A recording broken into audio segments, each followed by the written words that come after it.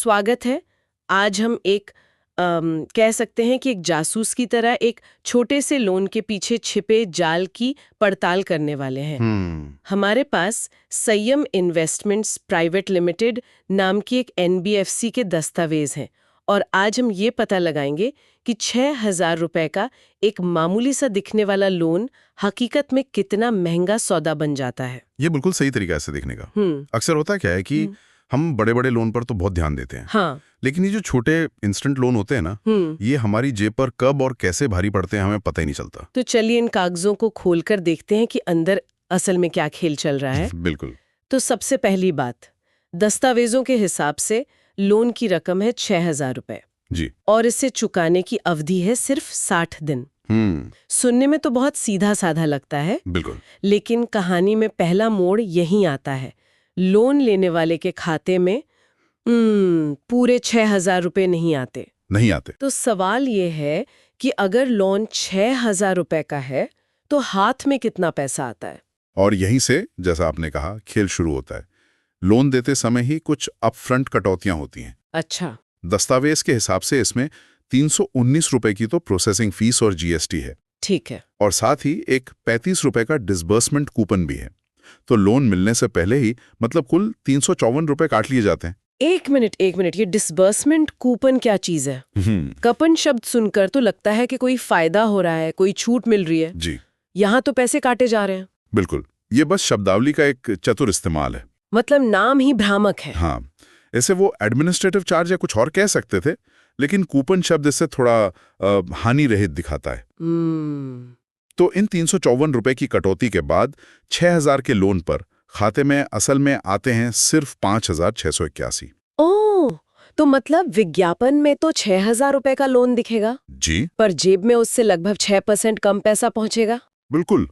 और यहीं से लोन की असली लागत की गिनती शुरू हो जाती है। तो हाथ में आए 5,681 रुपए, लेकिन सारा हिसाब किताब तो पूरे 6,000 पर ही होगा। हाँ। अब आते हैं ब्याज पर।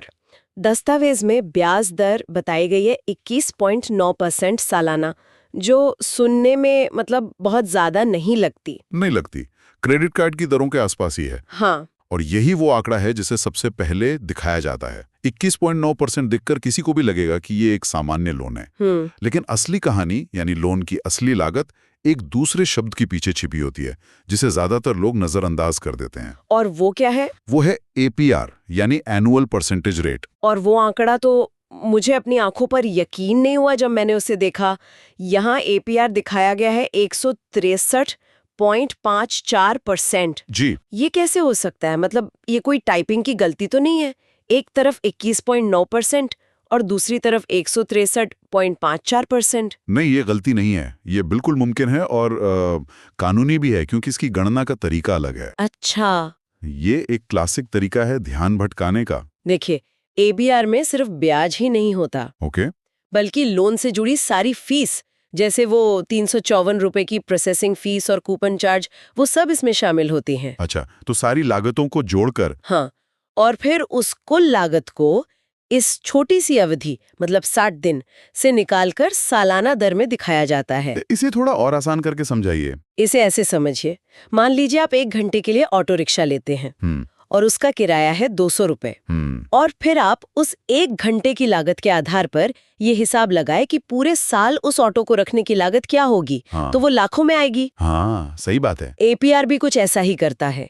ये 60 दिन की ऊंची लागत को सालाना बनाकर दिखाता है, जिससे ये आंकड़ा इतना बड़ा यानी 163.54% दिखता है। कमाल का उदाहरण है। तो ये APR असल में एक चेतावनी है कि सावधान, ये लोन उतना सस्ता नहीं है जितना पहली नजर में लग रहा है। बिल्कुल, ये लोन की असली विस्फोटक लागत को दिखाने का एक रेगुलेटरी तरीका है। वैसे दस्तावेज में एक और आंकड़ा है जो शायद ज्यादा उपयोगी है। वो कौन सा? लोन टेन्योर पर APR, जो 26.88% है। अच्छा, इसका क्या मतलब हुआ? इसका मतलब ये है कि इन 60 दिनों की अवधि में सारी फीस मिलाकर लोन की असल लागत लगभग 27% है। ये 16% से तो कम डरावना है, लेकिन सिर्फ 2 महीने के लिए 27% की लागत भी बहुत बहुत ज्यादा है। बिल्कुल। तो अब ये साफ है कि ब्याज दर एक छलावा है और असली कहानी APR में है। अब उस सवाल पर आते हैं जो हर कोई पूछता है, आखिर जेब से कुल जाएगा कितना? दस्तावेजों के मुताबिक चुकौती 2 EMI में होनी है जी। पहली EMI है 3,674 की और दूसरी 3,620 रुपए की। अगर इन दोनों को हम जोड़ें तो कुल चुकौती बनती है 7,294 रुपए। वाह, मतलब हाथ में आए 5,681 और चुकाने हैं कुल 7,294 रुपए। हाँ, सीधा सीधा हिसाब करें तो 60 दिनों में 1,613 रुपए ज्यादा देने पड़ रहे हैं। ये तो हाथ में मिली रकम का लगभग 28% से भी ज्यादा है। बिल्कुल, सिर्फ 2 महीने में। और ये EMI सिर्फ मूलधन और ब्याज से तो नहीं बनी होगी। नहीं, बिल्कुल नहीं। अगर आप दस्तावेज को ध्यान से पढ़ें तो पता चलता है कि EMI के अंदर पोस्ट सर्विस फीस और टेक्नोलॉजी फीस जैसे शुल्क भी छिपे हुए हैं। और उन पर GST अलग से? हाँ, वो तो है ही। ये टेक्नोलॉजी फीस और सर्विस फीस क्या है?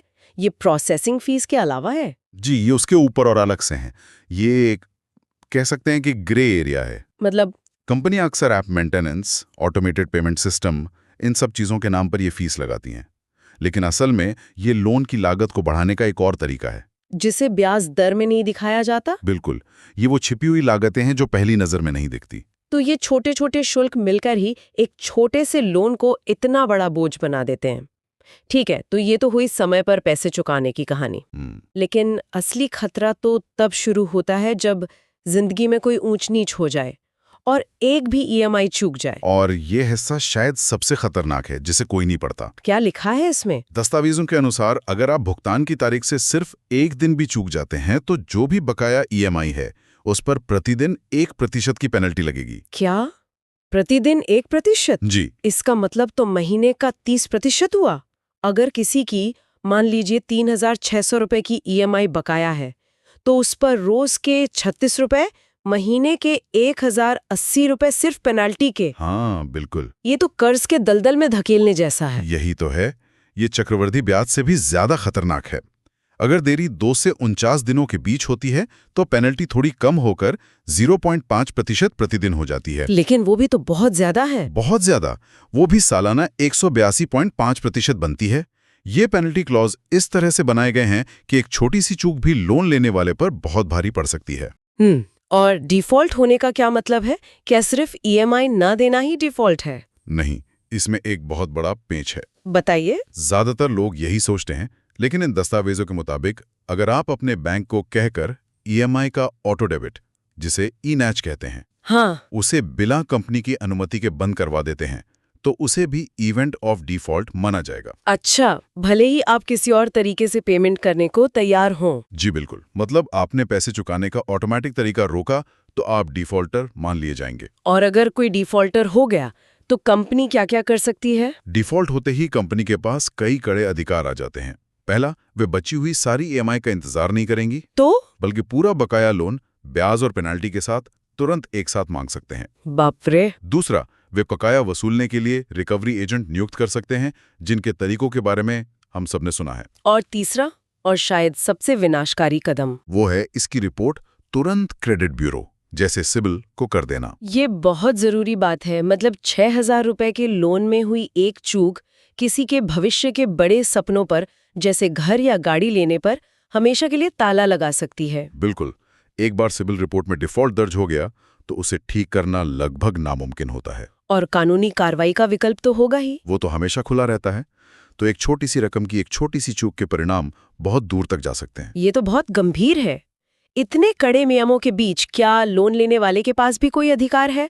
अगर कोई समस्या हो तो वो कहाँ जा सकता है? हाँ, दस्तावेजों में इसके लिए भी कुछ प्रावधान है।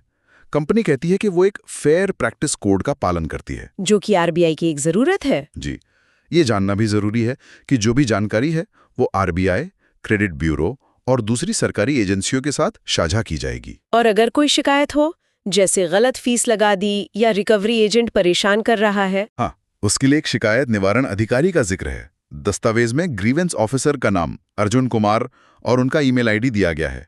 अच्छा, तो संपर्क करने का एक जरिया है। हाँ, और संपर्क का समय भी तय है, सोमवार से शनिवार सुबह 9 बजे से शाम 6 बजे तक। तो कम से कम कागज पर तो एक रास्ता मौजूद है। ये जानकारी महत्वपूर्ण है। चलिए इस पूरी पड़ताल को अब समेटते हैं। तो इस सब का क्या मतलब निकलता है? संक्षेप में कहें तो ये 6,000 रुपए का लोन जो सिर्फ 60 दिनों के लिए है, उसके लिए हाथ में आते हैं 5,681 रुपए। और चुकाने पड़ते हैं कुल 7,294। जी, यानी सिर्फ 2 महीने में जेब से 1,613 रुपए की लागत निकल जाती है। और इसकी असली लागत उस सीधे साधे 21.9% की ब्याज दर में नहीं, बल्कि प्रोसेसिंग फीस, टेक्नोलॉजी फीस और 163% जैसे चौंकाने वाले APR में छुपी है। बिल्कुल। और अगर भुगतान में जरा भी देर हुई तो 1% प्रतिदिन का भारी जुर्माना और क्रेडिट स्कोर पर एक ऐसा दाग लगने का खतरा है जो शायद कभी ना मिटे। एकदम सही। ये केस स्टडी साफ तौर पे दिखाती है कि किसी भी लोन के लिए सिर्फ ब्याज दर या EMI की रकम देखना काफी नहीं है। हर एक शर्त, हर एक शुल्क को ध्यान से पढ़ना जरूरी है। बेहद जरूरी है, नहीं तो एक छोटी सी जरूरत एक बड़े जाल में फंसा सकती है। तो इस चर्चा के अंत में एक अंतिम विचार जो हमारे सुनने वालों के लिए छोड़ जाते हैं। ये पूरा विश्लेषण एक बहुत महत्वपूर्ण सवाल खड़ा करता है। इस तरह के छोटे और इतनी महंगी शर्तों वाले लोन बाजार में आखिर किस जरूरत को पूरा कर रहे हैं? जाहिर है, लोगों को तत्काल पैसे की जरूरत होती है, जिसे पारंपरिक बैंक शायद उतनी तेजी से पूरा नहीं कर पाते। सही बात है। लेकिन सवाल यह है कि जो लोग इन लोन्स को लेते हैं, उनके लिए वित्तीय विकल्पों और जागरूकता की क्या मायने हैं? क्या ये वाकई वित्तीय समावेशन का एक रूप है या फिर ये एक तरह का आधुनिक साहूकारी का डिजिटल रूप है? बिल्कुल, एक ऐसा कर्ज का जाल जिसमें जरूरतमंद लोग आसानी से फंस सकते हैं।